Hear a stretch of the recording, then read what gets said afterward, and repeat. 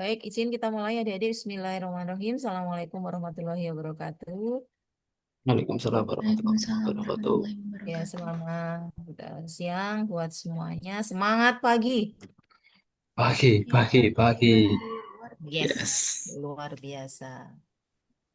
Baik, adik-adik. Alhamdulillah, puji syukur senantiasa kita panjatkan kehadirat Allah Subhanahu wa Ta'ala, Tuhan yang Maha Kuasa. Karena pada siang ya, hari ini kita bisa melanjutkan pembelajaran kita di agenda 2 nilai-nilai dasar PNS ya. Salawat dan salam tidak lupa kita curahkan ke junjungan kita Nabi besar Muhammad Sallallahu Alaihi Wasallam.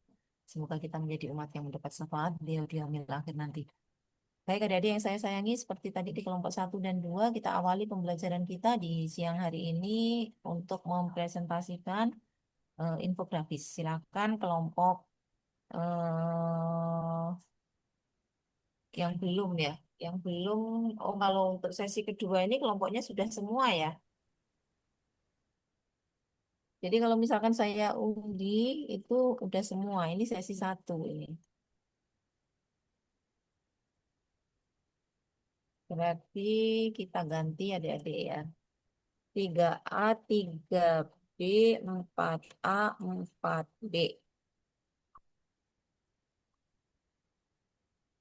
Untuk yang infografis ya, cukup satu saja perwakilan. Setelah itu nanti kita lanjutkan, saya jelaskan tentang matriks ya. Oke, kelompok 4B. Silakan siapa yang mewakili.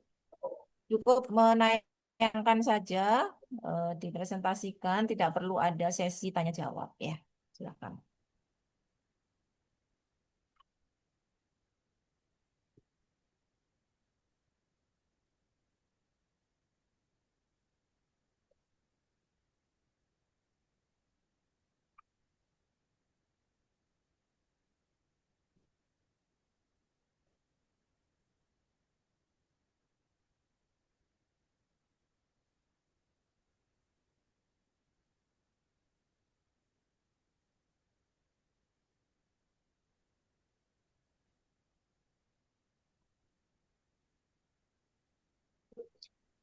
Sebentar nih Ibu, kita persiapkan dulu.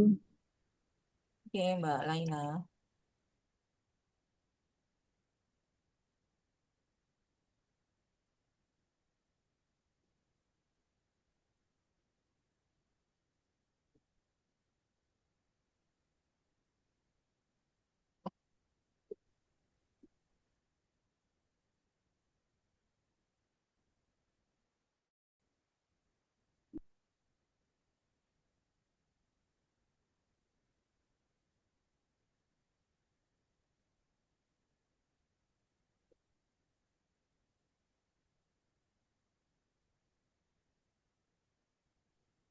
Agak di Zoom ya, Kak.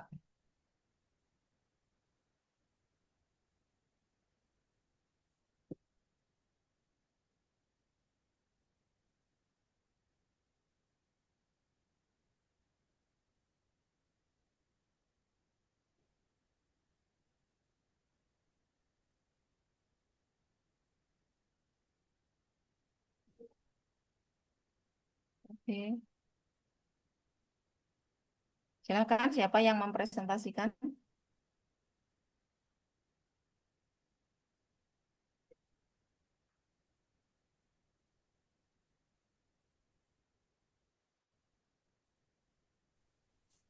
Nggih, izin masuk Ibu. Oke, silakan Mbak Yufi. Nggih, Assalamualaikum warahmatullahi wabarakatuh. Waalaikumsalam. Perkenalkan kami dari kelompok 4B dengan anggota kami. Yang pertama, Mbak Siti Lailatul. Kedua, Siti Yufidatul Azkiyah. 3, ada Mbak Umi Maslahah. 4, Mbak Uswatun Hasanah. 5, Mbak Windy Khairun Nisa. Dan yang keenam yaitu Mbak Zumrotul Mu'adimah. Ini akhwat semua Jadi, anggotanya ini. Nggih, perempuan semua. Nggih. Oke, Mbak. Nggih, di sini kami membuat infografis tentang PPDBM berakhlak. PPDBM atau penerimaan peserta didik baru madrasah berakhlak, berorientasi pelayanan, akuntabel, kompeten, loyal, dan kolaboratif. Di sini di infografis kami ini, yang pertama kami menampilkan tentang alur pendaftaran atau alur pendaftaran peserta didik baru. Alur yang pertama peserta didik yang akan mendaftar di MTS Padamu Negeri harus mendaftar secara online atau datang ke madrasah mengisi formulir. Yang kedua, setelah mengisi formulir, kemudian langkah selanjutnya menyerahkan berkas kepada panitia PPDB. 3, kami selaku panitia PPDBM akan memverifikasi data yang sudah diisi. 4, kami memberi pengumuman hasil seleksi. Kelima, ada daftar ulang. Di sini kami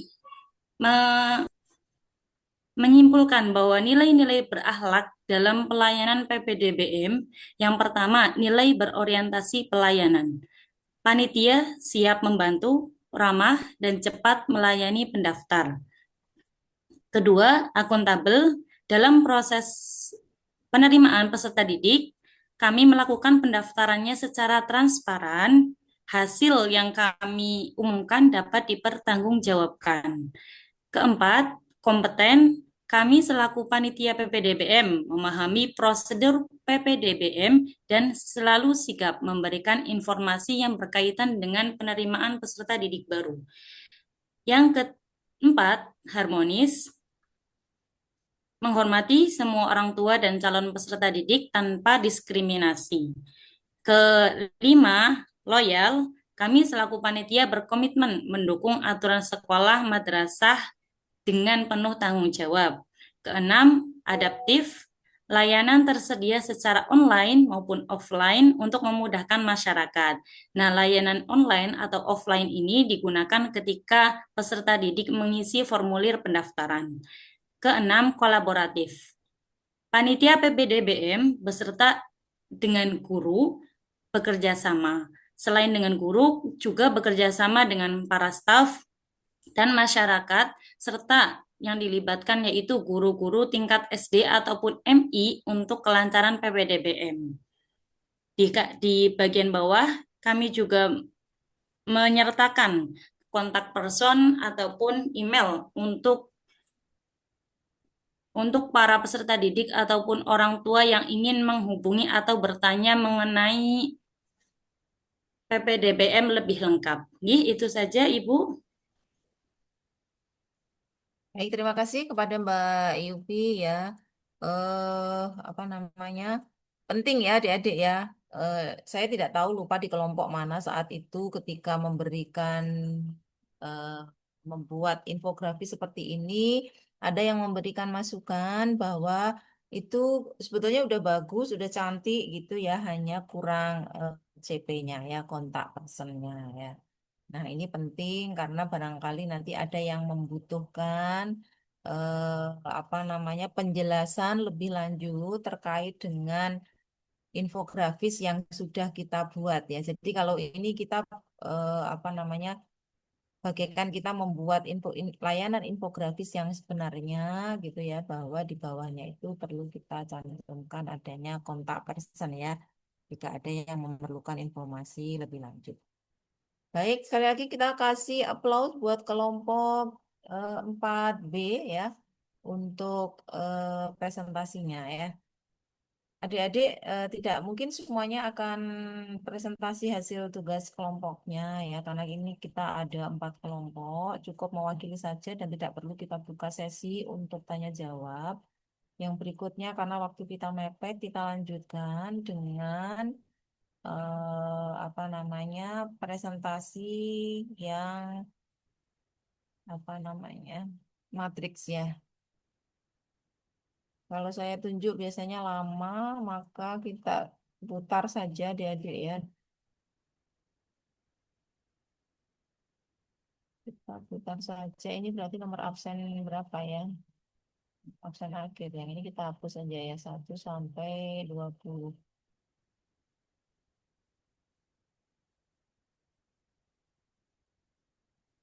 20.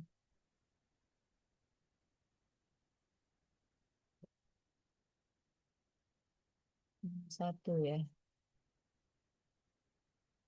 23, 24, 25, 26, 28, 9, 30, 30.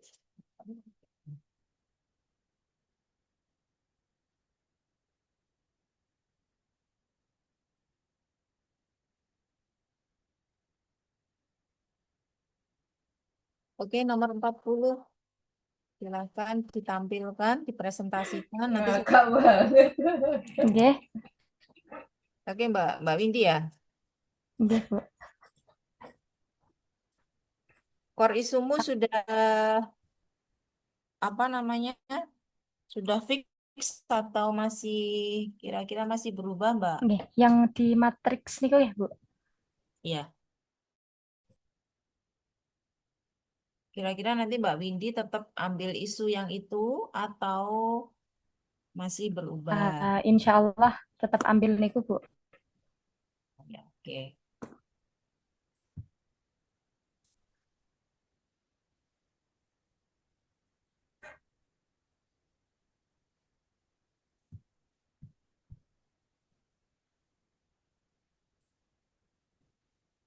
Bentar ya, Bu.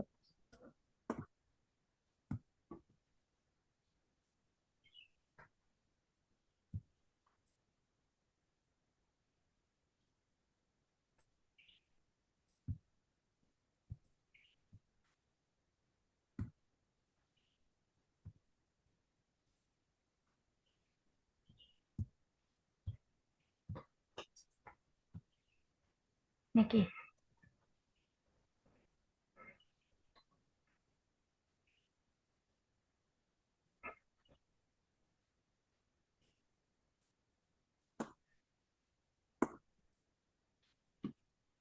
Coba agak di zoom. Yang Oke, sebelah kiri itu mungkin bisa di close aja kali Mbak.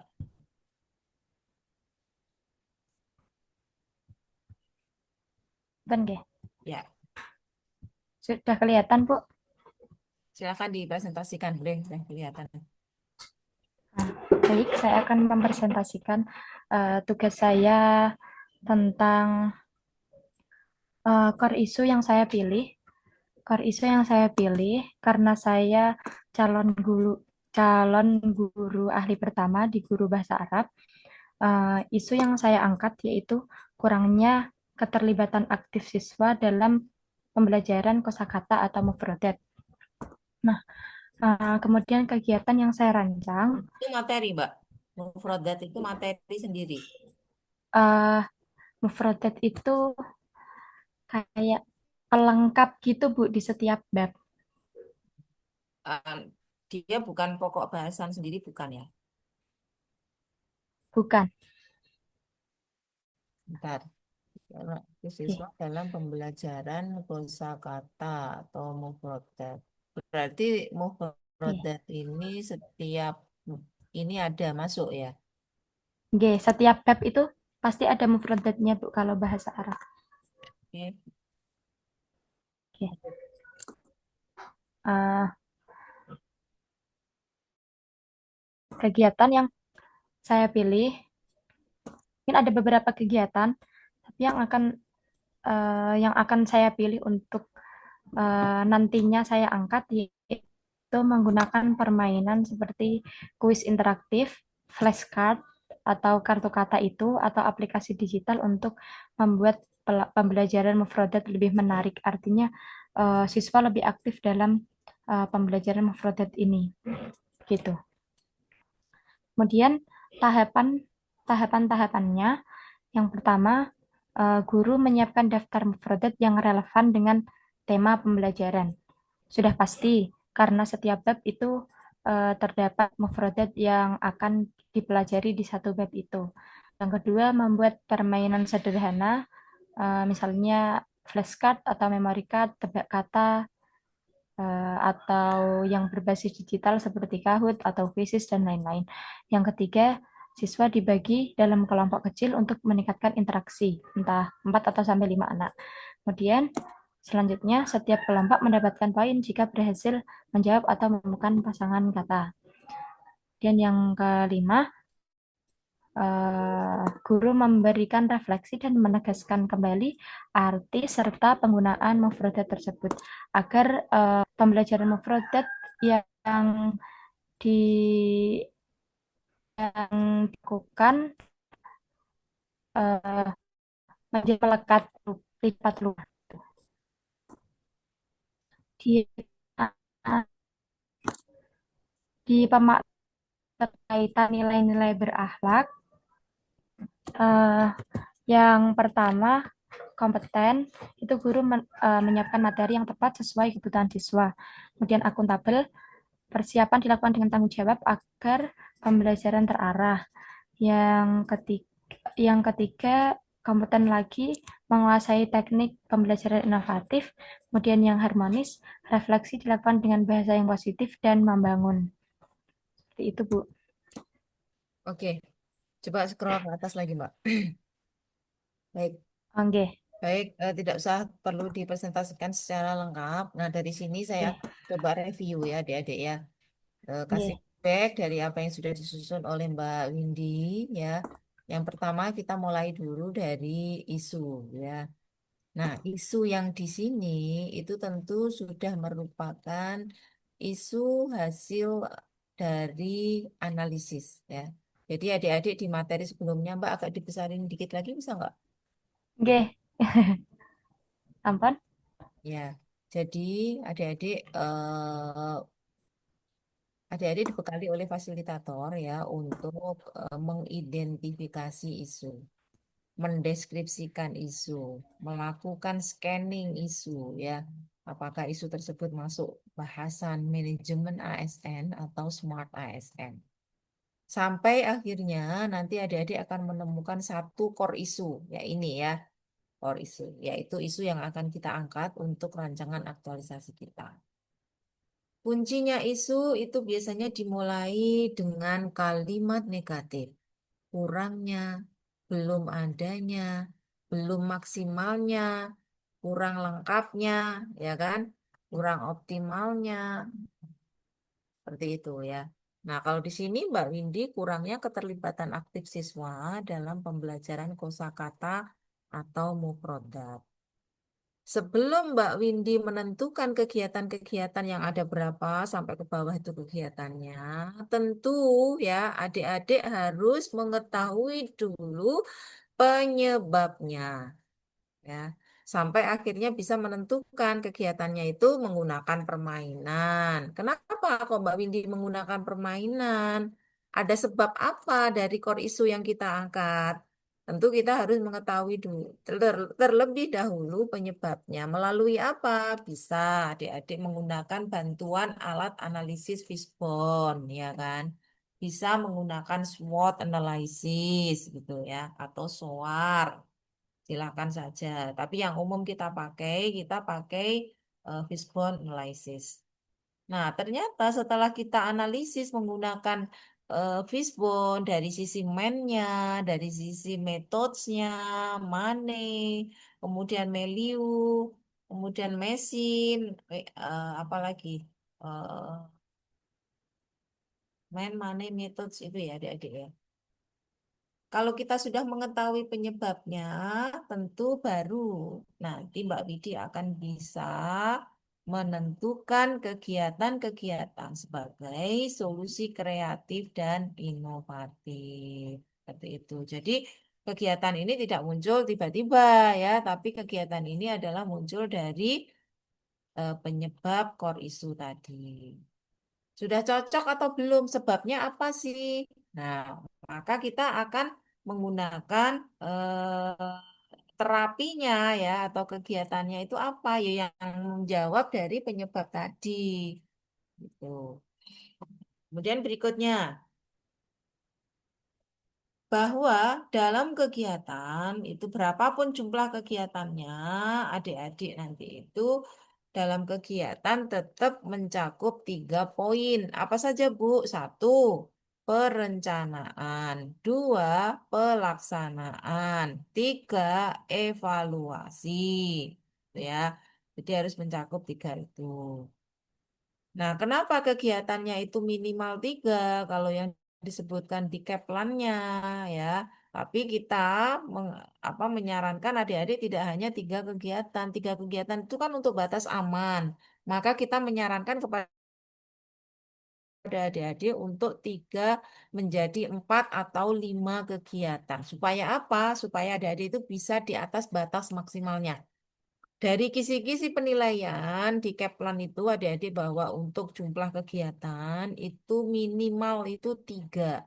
Nah, kita tidak ingin ya ambil yang minimal, maka kita cari yang amannya. Lebih dari 3, bisa 4, bisa 5. Supaya adik-adik dapat nilai di level yang paling tinggi. Level paling tinggi itu nilainya di level nomor 4 ya, nilainya 85,1. Jadi kalau adik-adik kegiatannya lebih dari 3 itu masuk di situ di kolom itu. Jadi kegiatan kita lebih dari 1. Nilainya minimal itu 35 sudah kita kantongi gitu ya. Oke. Kemudian balik ke kegiatan perencanaan pelaksanaan tadi. Kegiatan perencanaan, jadi kegiatan yang pertama itu selalu kegiatan perencanaan. Walaupun tidak harus redaksinya nanti itu berupa menyusun perencanaan, membuat perencanaan, tidak harus seperti itu. Tetapi itu menggambarkan bahwa kita melakukan perencanaan terlebih dahulu. Nah, kalau di sini Mbak Windy menggunakan permainan seperti kuis inklusif, interaktif, kartu kata, dan sebagainya. Perencanaannya mana, ya kan? Tiba-tiba ujuk-ujuk Mbak Windy langsung menggunakan permainan seperti kuis interaktif. Dari mana Mbak Windy kok tiba-tiba itu kamu mau bikin permainan? Memang anak-anak kenapa kok langsung kok kasih permainan gitu ya? Nah, maka untuk semuanya adik-adik, di kegiatan yang pertama ini silakan ya, buat kegiatan perencanaan. Contohnya gimana, Bu? Boleh melakukan atau menyusun perencanaan kegiatan untuk meningkatkan keterlibatan aktif siswa dalam pembelajaran bahasa Arab. Kemudian di tahapannya, 1, konsultasi dengan mentor. Kan nggak mungkin kita langsung membuat perencanaan sendiri tanpa kita ngadep dulu sama mentormu, ya Mas, Mbak. Ngadep pose mbak mentormu, konsultasi dengan mentor. Kedua, melakukan identifikasi atau analisis kebutuhan.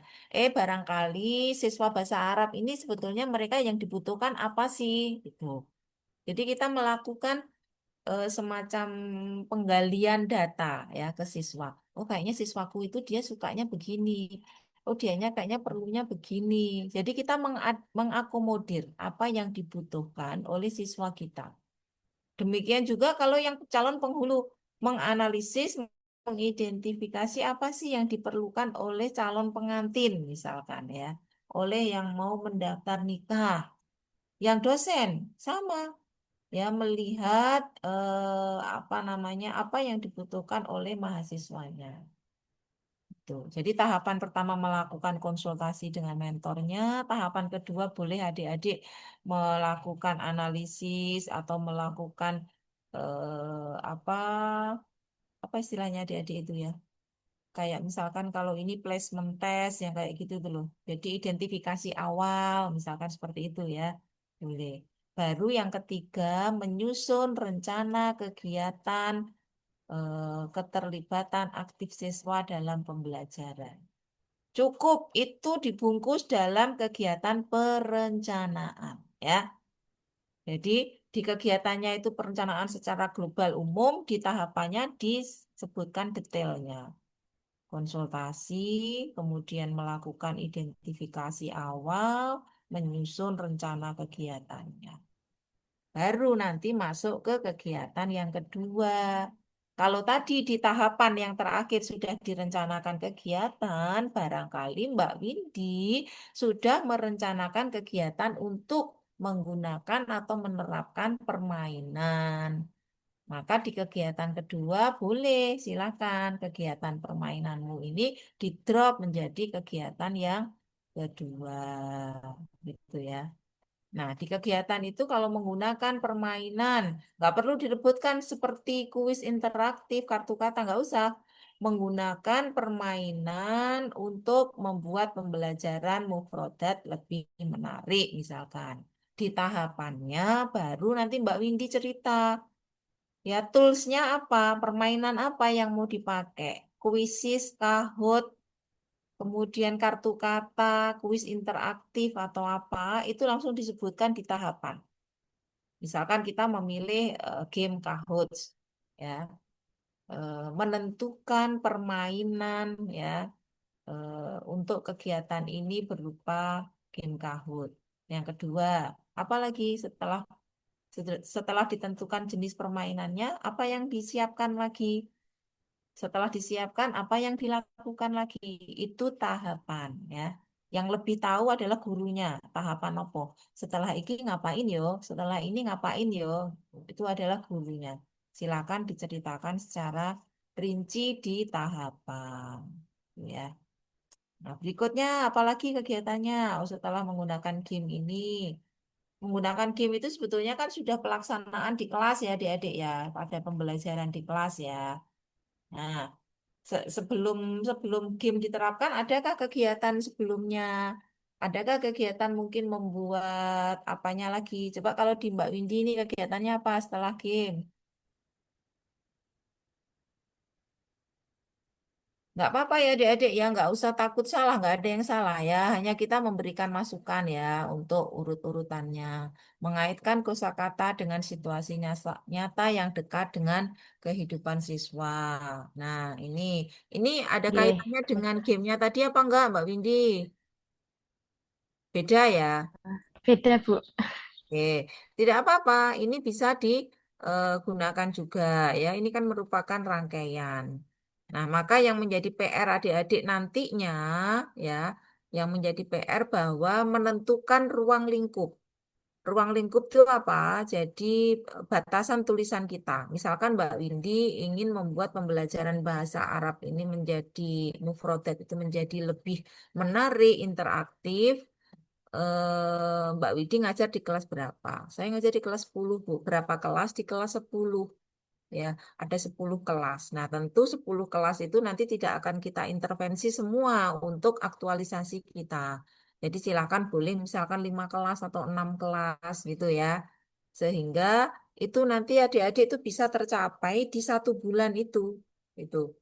Jangan sampai nanti banyak kelas, tapi kita tidak bisa mengcover bagaimana untuk menganalisis ininya, apa namanya, evaluasinya, ya kan? Kan kita tidak mungkin hanya menerapkan, oh Mbak Windy, Bu, saya sudah menerapkan, Bu, permainan pakai game interaktif. Bu, saya sudah menerapkan mempraktekkan kosakata dengan situasi yang dekat dengan kehidupan siswa, misalkan sudah praktek itu. Apakah hanya itu saja sudah selesai finish? Tidak, Mbak Windy masih punya kewajiban untuk melihat evaluasinya seperti apa. Bagaimana sih hasil siswa before and after setelah mereka mendapatkan treatment dari Mbak Windy ini sama sebelumnya? Oh, sebelumnya mereka itu mungkin dalam mufrodat ini barangkali agak setengah-setengah atau mungkin capaian mufrodatnya itu masih rendah. Tapi setelah diterapkan metode atau media ini, mungkin mereka lebih meningkat. Barangkali seperti itu. Nah, itu nanti tergambar di mana? Tergambar pada kegiatan yang terakhir. Coba kegiatannya Mbak Windy yang terakhir apa, Mbak? Kegiatan yang terakhir itu adalah melakukan evaluasi, monitoring dan evaluasi. Ini kegiatan yang ketiga, Mbak. Udah terakhir. Apakah masih ada lagi kegiatan yang Maaf, terakhir? Bu, belum dicantumkan yang Oke. evaluasi. Belum tahu. Ya, baik, nggak apa-apa, nggak masalah. Jadi intinya itu ya. Jadi ini kegiatannya Mbak Indi ini banyak. Ini nggak boleh Bu kayak gini. Boleh sepanjang adik-adik bisa melaksanakan itu dalam waktu 1 bulan. Bisa dipahami ya. Jadi dalam waktu 1 bulan adik-adik bisa melaksanakan semua. Namun jika dirasa berat untuk melakukan seluruh kegiatan ini, silakan dipilih yang memang benar-benar bisa menjawab core issue.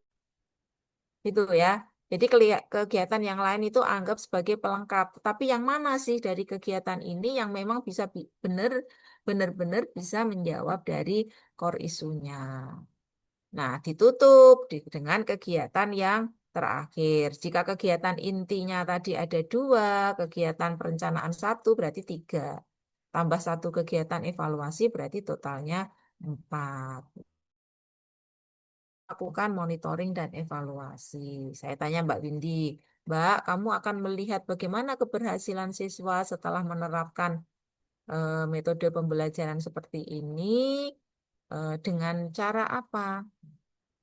Nah, misalkan Mbak Windy, Bu, saya kayaknya nggak mau ribet, Bu. Saya mau wawancara saja deh dengan peserta.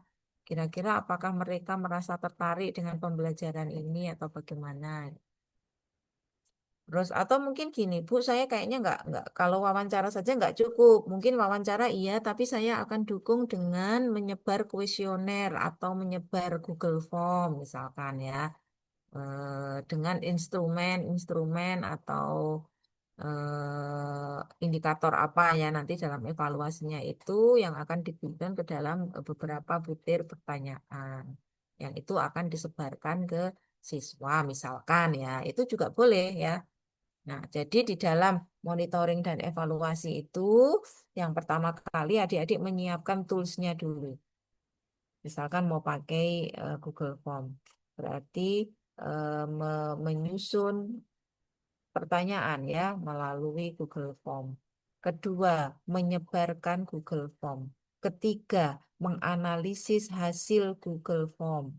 Nah, keempat, memberikan rekomendasi dan tindak lanjut atau menyusun rekomendasi dan tindak lanjut. Itu ya adik-adik ya. Itu di kegiatan evaluasinya. Tidak harus seperti itu ya, tetapi paling tidak kurang lebihnya begitu. Kalau misalkan adik-adik yang guru ingin melakukan evaluasi itu melalui post-test ya, tentu di awal harus ada pretest ya kan, di awal pembelajaran. Bu, saya pakai post-test aja boleh, silakan. Itu masuk di monitoring evaluasi. Yang pertama, menetapkan instrumen evaluasi berupa post-test misalkan. Kedua, menganalisis hasil post-testnya. Ketiga, setelah dianalisis hasil post-testnya, tentu kita akan memberikan saran dan masukan ya, rekomendasi dan tindak lanjut. Oh, kalau masih jelek, kira-kira apa ya yang harus kita lakukan? Berarti kita harus mengevaluasi yang kurang apa ya, yang salah apa ya, padahal sudah tak kasih media yang baru. Itu. Itu menjadi pemikiran kita, masukan untuk merencanakan tindak lanjutnya. Tapi kalau ternyata Mbak Windy, oh ternyata setelah pakai gini anak-anak kok jadi cepet ya, mungkin menghafal mufrodat gitu ya, kosakatanya sudah semakin bertambah misalkan. Oh berarti media ini bisa saya kembangkan lagi berikutnya gitu. Jadi before sebelum diterapkannya metode seperti ini dan afternya itu ada sesuatu yang signifikan ya adik-adik ya. Gitu. Kalaupun belum signifikan ya bagaimana nanti rekomendasi kita, tindak lanjut kita. Itu dijangka setelah adik-adik aktualisasi selama kurang lebih 1 bulan ya. Tapi kalau misalkan eh, di waktu 1 bulan itu ya sudah tercapai jangka pendeknya sesuai yang ada di rancangan, it's okay adik-adik ya itu sudah bagus ya. Tapi berikutnya kita harus punya plan ya. Ke depan mau diapain lagi ya? Mau dikembangkan apa lagi? Jadi harus selalu punya pikiran yang seperti itu. Jadi jangan mau berhenti dan puas sampai di sini saja, tetapi silakan bisa dilanjutkan ya dengan sesuatu yang bisa lebih bermanfaat lagi. Nah, kemudian itu yang berikutnya saya akan mereview terkait dengan kolom yang terakhir ya. Keterkaitan atau pemaknaan dengan core values berakhlak. Ini Mbak Windy sudah cukup cukup bagus ya. Dari kegiatan yang pertama itu sudah mencakup 4 ya, 4 nilai berakhlak. Tapi gini Mbak, jadi tidak perlu misalkan kompeten ada 2, cukup 1 saja. Jadi nilai apa lagi gitu ya. Nah, kemudian yang kompeten, akuntabel, kemudian harmonis itu dicetak tebal, di bold ya. Nah, supaya apa? Penguji lebih mudah melihat, oh, Mbak Windy ini telah menerapkan core values berakhlak, berorientasi pelayanan, kompeten, harmonis misalkan, ya. Itu. Baik, adik-adik sampai di sini kira-kira ada yang ingin ditanyakan, yang belum jelas, monggo silakan ya. Yang masih bingung boleh bertanya daripada nanti bingungnya dibawa pulang ya. Bu, saya boleh izin bertanya? Oke, silakan Mbak Sagita. Terima kasih, Bu. Untuk kegiatan itu berarti mencakup semua kegiatan yang akan kita lakukan, Bu. Bukan memilih salah satunya. Iya, tidak seluruh kegiatan yang akan dilakukan dalam 1 bulan itu. Jadi rancangan ini, ya, ini rancangan aktualisasi nanti yang akan kita buat ini, itu eh, adalah eh, cerminan untuk pelaksanaan kegiatan dalam 1 bulan nanti. Tuh, makanya tadi boleh Mbak Sagita, perencanaannya 1.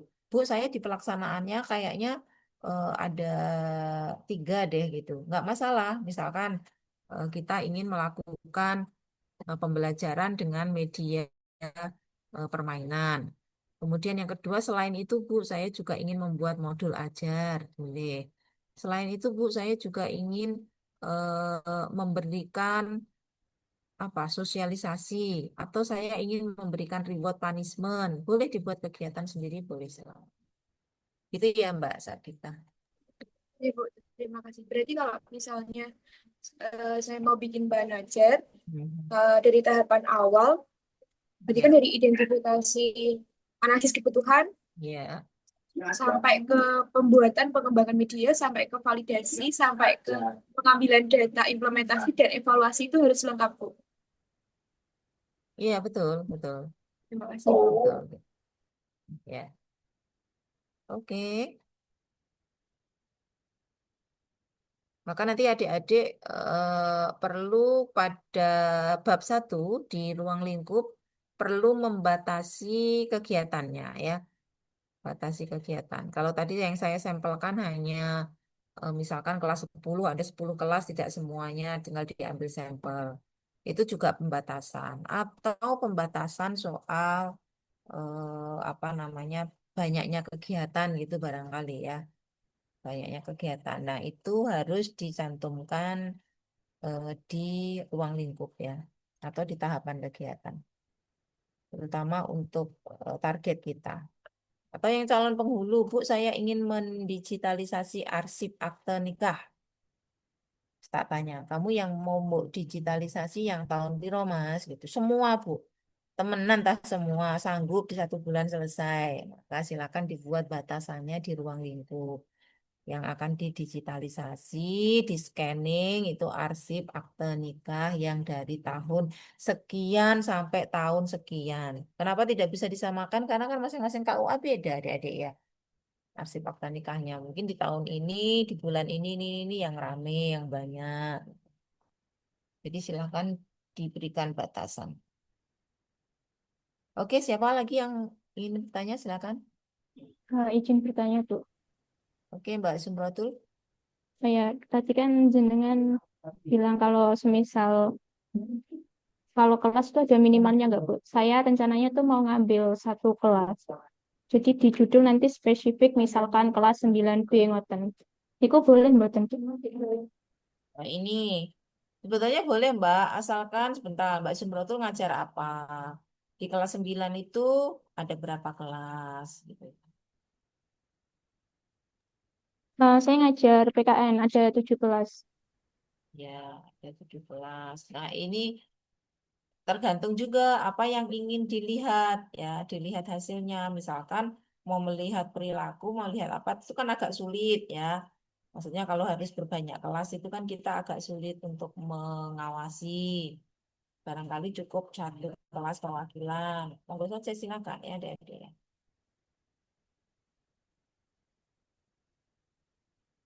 Berarti kalau semisal ngambil 1 kelas itu nggak apa-apa ya, Bu?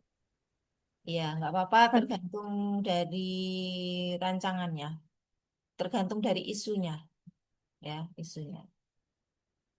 Kalau misalkan kita mengambil tentang pelaksanaan apa adik-adik ya, mengangkat metode atau media pembelajaran yang mana itu belum akan terwakili. Ibaratkan kan ngambil 1 kelas, 2 kelas, 3 kelas itu kan sebetulnya sampel ya.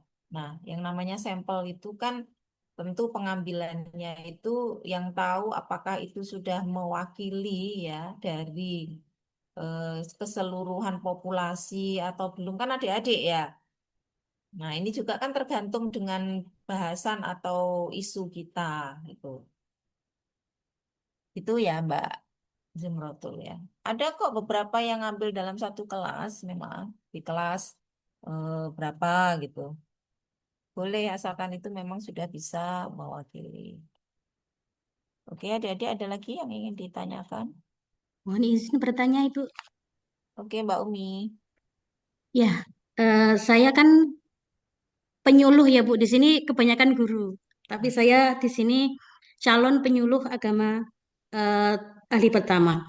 Nah, di sini saya itu mau mengambil isu tentang kurangnya pemahaman konseptual keagamaan antar penyuluh, ngoten.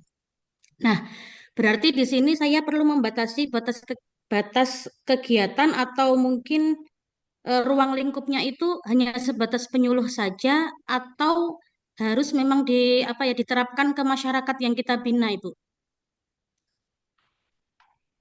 Kalau objeknya penyuluh, ya cukup di penyuluh. Nanti itu Hmm. nanti itu pengaruh ke kegiatanmu, bentuk kegiatanmu, Mbak. Oh, oke. Ya, ke Berarti bentuk-bentuk hanya cukup kegiatan. penyuluh saja gitu ya, Bu. Ya, ke penyuluh saja. Ke penyuluh Oke. artinya yang di treatment nanti itu penyuluh. Bagaimana konsep pemahaman penyuluh itu supaya bagus kan gitu. Iya. Iya, terima kasih. Ya, yang di treatment penyuluhnya, maka kegiatan-kegiatannya itu bisa nanti mungkin dengan pelatihan, dengan BIMTEK, dengan apa lagi yang bisa meningkatkan kemampuan penyuluh tadi supaya memiliki pemahaman yang sama kan gitu toh. Iya, betul. Tapi kalau misalkan kegiatannya hanya eh, tidak usah ada BIMTEK gitu, Bu, tapi lebih kepada diskusi yang dilakukan secara rutin begitu, Ibu, supaya ketika kita melakukan penyuluhan itu bisa moderat gitu intinya. Gak apa-apa, itu artinya kan update ilmu kan di internal penyuluh sendiri toh sebetulnya. Nggih. Nggih, Ibu. Ya nggak salah asal dikemas yang baik, diinovasi kira-kira ini sudah dilakukan atau belum sebelumnya misalkan ya. Barangkali nanti kan muncul pertanyaan penguji. Lah memang sebelumnya belum ada pertemuan atau diskusi di antara penyuluh misalkan gitu. Ya, sebetulnya sebelumnya sudah ada tapi barangkali belum maksimal atau ternyata sudah ada wadahnya tapi ternyata tidak bisa berlaksana sesuai dengan harapan misalkan. Nah, ini kita ingin mencoba mengoptimalkan kembali. Barangkali gitu Mbak Umi. Gitu apa Nggih. enggak? Kayak gitu Nggih, apa? memang belum ada, Ibu. Jadi memang kita jalan sendiri-sendiri gitu. Hmm. Padahal masyarakat kita kan istilahnya beda-beda pemahaman juga. Jadi takutnya nanti terjadi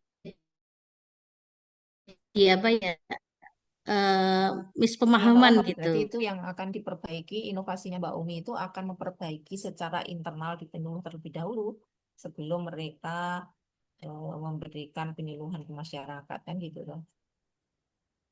Nggih, Nggak apa-apa, silakan nanti didiskusikan dengan mentornya. Kalau nggih. misalkan mentornya menginginkan Mbak, jangan penyuluhnya Mbak, kamu nanti malah dapat ini dari di pressure dari senior-senior misalkan. Ya udah ngambil yang berhubungan dengan masyarakat saja. Apa kira-kira yang jadi masalah di masyarakat ya? Maksudnya penyuluhan selama ini kita sudah disuluh, tapi kok tetap sama masyarakat kayak gitu, nggak ada progres kemajuan, Nggih, nggak ada nggih, Bu. opo misalkan. Nah, akan dilihat sebabnya kenapa, terus cari solusinya seperti apa. Itu ya cara berpikir kita untuk semuanya. Adik-adik semuanya cara berpikir gitu. Misalkan kita menemukan ada masalah ya. Masalah ini yang pertama yang harus adik-adik pikirkan bahwa apakah masalah atau isu tersebut itu sudah terkait dengan tusi jabatan kita. Kayak Mbak Umi jadi penyuluh. Ya, kemudian Mbak Umi ingin apa namanya apa ya istilahnya ya, mengambil pekerjaan yang di luar penyuluh ya. Tentu kan bukan ranahnya Mbak Umi, maka Mbak Umi silakan. yang kira-kira menjadi tugasku ki opo gitu. Nah, itulah yang akan kita eksekusi ya. Gitu. Setelah menentukan apakah itu sudah sesuai dengan tugas fungsi kita ya. Kalau misalkan adik-adik tidak nemu yang sesuai TUSI, silakan balik ke SKP, butir-butir RHK yang adik-adik gunakan menjadi laporan di kinerja kita, itu juga bisa kita pakai untuk kita jadikan rancangan aktualisasi.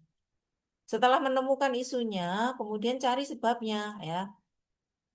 Kenapa sih kira-kira masyarakat ini kok tidak berkembang-kembang ya, dari kemarin sudah disuluh bolak-balik, tapi tetap aja suka berantem, tetap aja suka bikin gaduh, misalkan. Cari sebabnya. Nah, dari sebab itu maka Mbak Umi bisa menentukan solusinya. Oh, kalau sebabnya kayak gini, berarti obatnya iki loh, gitu. Kalau dikasih obat yang lain tentu nggak manjur karena obatnya ini, ya kan? Itu ya. Kayak yang saya analogkan kemarin pusing itu tuh adik-adik udah pernah ya pusing karena benar-benar pusing, pusing karena nggak punya duit, pusing karena apa kan obatnya dewe-dewe. Sama-sama pusing tapi obatnya masing-masing. Pusing karena nggak punya duit, kasih duit selesai. Pusing karena masuk angin, kasih antangin, gitu ya. Seperti itu. Itu nggih. Nggih, matur nuwun Ibu. Oke. Baik adik-adik, waktunya sudah habis ya, cepet banget ya. Tapi mudah-mudahan ini bermanfaat ya buat adik-adik semuanya, walaupun singkat. Kurang lebih seperti itu ya penjelasan untuk semuanya terkait dalam pembuatan matriks nanti. Untuk core value-nya tadi sama ya, silakan dibuat paling tidak jangan sampai 2 ya. Nggak mungkin ya, satu kegiatan 2. Minimal 3 atau 4. Pasti terkait, cari yang terkait. Baik, terima kasih atas perhatian adik-adik semuanya. Mohon maaf atas hal-hal yang kurang berkenan. Ini kita waktunya kejar-kejaran. Ini saya udah ditunggu di kelas yang lainnya lagi ini. Terima kasih adik-adik, semangat selalu ya. Eh, Silakan eksplor masing-masing ya terkait dengan nilai-nilai berakhlak ini. Terima kasih, selamat sore. Assalamualaikum warahmatullahi wabarakatuh. Waalaikumsalam warahmatullahi Waalaikumsalam wabarakatuh. warahmatullahi Warahmatullahi wabarakatuh. wabarakatuh. Terima kasih.